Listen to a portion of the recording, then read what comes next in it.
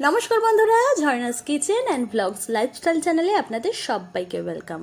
চলে এসেছি আজকে দারুণ লোভনীয় স্বাদের একটি রেসিপি নিয়ে তোমাদের সামনে। তো বন্ধুরা, যারা যারা আমার চ্যানেলটিকে এখনও পর্যন্ত সাবস্ক্রাইব করোনি, প্লিজ চ্যানেলটিকে সাবস্ক্রাইব করে পাশে থাকা বেল আইকনটি প্রেস করে দাও। আর যারা যারা এই ভিডিওটা দেখছো, যদি রেসিপিটা ভালো লাগে তাহলে অবশ্যই একটা লাইক করো। তো চলো শুরু করা যাক আজকের রেসিপিটা। আজকে আমি বানাচ্ছি চিকেন বিরিয়ানি। দিনটা ছিল রবিবার, বরমশাইয়ের ইচ্ছা হলো বিরিয়ানি খাবে, তাই আমিও একটা শর্ত দিয়ে দিলাম। বললাম, যদি বিরিয়ানি খেতে চাও তবে আমাকে সাহায্য করতে হবে। বরমশাই রাজি হয়ে গেল। বেশ, দুজন মিলেই নেমে পড়লাম তাহলে মাঠে। বরমশাই তো দেখো চিকেনগুলোকে খুব ভালোভাবে ধুয়ে দই আর অল্প লবণ দিয়ে ম্যারিনেট করে রাখলো। অবশ্য এই কথাটা আমিই বলেছি ওকে করতে, কারণ ওই যে সাহায্যের ব্যাপারটা আছে। তো তারপর দেখো ডিম আর আলু তো আমি আগেই সিদ্ধ করে নিয়েছি। এরপর পেঁয়াজ বেরেস্তা ভাজছি। পেঁয়াজ বেরেস্তা ভাজা হয়ে গেছে আর কিছুটা পেঁয়াজ কড়াইতে রেখে দিয়েছি। এর মধ্যে এবার দিয়ে দেবো আদা রসুন বাটা। আদা রসুন আর পেঁয়াজটাকে খুব ভালোভাবে একটু কষিয়ে নেব, কারণ এর কাঁচা গন্ধটা যতক্ষণ না যাচ্ছে ততক্ষণ এটাকে আমি কষাতেই থাকবো। তো তারপর দিয়ে দিচ্ছি বিরিয়ানি মশলা। বিরিয়ানি মশলাটা দিয়ে একটু কষিয়ে নিচ্ছি। তো তারপর দিয়ে দেবো ম্যারিনেট করে রাখা চিকেনগুলো। আর চিকেনগুলোকে দিয়ে বরমশাইকে বললাম, খুব ভালোভাবে এবার চিকেনটা কষাতে থাকো যতক্ষণ না পর্যন্ত এর থেকে তেল ছেড়ে আসছে। আর এর মধ্যে দিয়ে দিতে বললাম কাশ্মীরি রেড চিলি পাউডার আর স্বাদ অনুযায়ী লবণ। তো বন্ধুরা, অন্যদিকে দেখো আমি বিরিয়ানির ভাতটা রেডি করব বলে জল বসিয়ে দিয়েছি। আর জলের মধ্যে দিয়ে দিয়েছি তেজপাতা, গোটা গরম মশলা। জলটা গরম হয়ে গেছে, ভিজিয়ে রাখা চালগুলো এবার আমি দিয়ে দিলাম। চালটা আমি আধ ঘন্টা ভিজিয়ে রেখেছিলাম।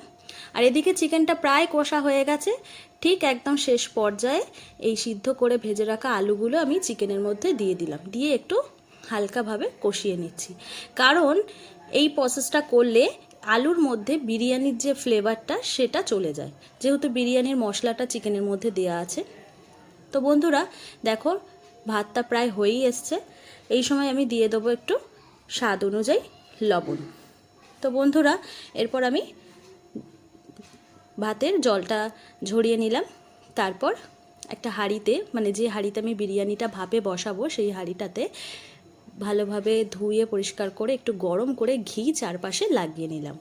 এরপর একে একে বিরিয়ানিটাকে আমি সাজিয়ে নেব। ঠিক যেভাবে বিরিয়ানি সাজায় ঠিক সেইভাবেই আমি সাজাচ্ছি। প্রথমেই দিয়ে দিচ্ছি ফুড কালারের সাথে দুধ মিশিয়ে নিয়েছিলাম, যেটা কামধনু রং বলা হয়, বিরিয়ানিতে ব্যবহার করা যায়, সেই রংটাই আমি এখানে ব্যবহার করেছি। আর তারপরে একটু রাইস দিয়ে তারপর চিকেন, আলু, বেরেস্তা, বিরিয়ানি মশলা যা যা লাগে আর কি পরপর খুব ভালোভাবে সাজিয়ে নিচ্ছি। তো বন্ধুরা, আমি যখনই বিরিয়ানি বানাই এইভাবেই তৈরি করি।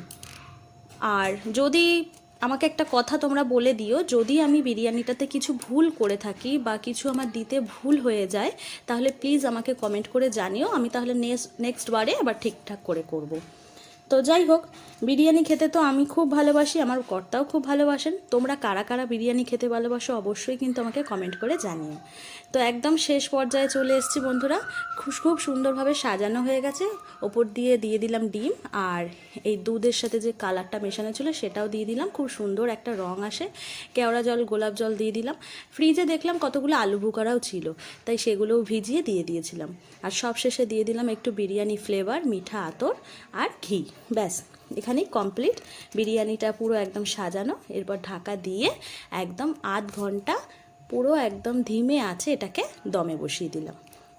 তো বন্ধুরা দেখো, আধ ঘন্টা হয়ে গেছে। এবার ঢাকাটা খুলে তোমাদেরকে দেখাচ্ছি।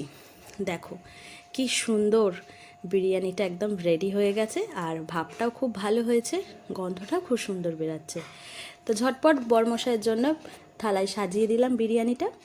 তো বন্ধুরা, আজকের আমার এই রেসিপিটা তোমাদের কেমন লাগলো অবশ্যই জানিও। ভালো লাগলে লাইক করো, কমেন্ট করো। তো দেখা হচ্ছে তাহলে অন্য কোনো একটি রেসিপিতে। আজকের মতো টাটা।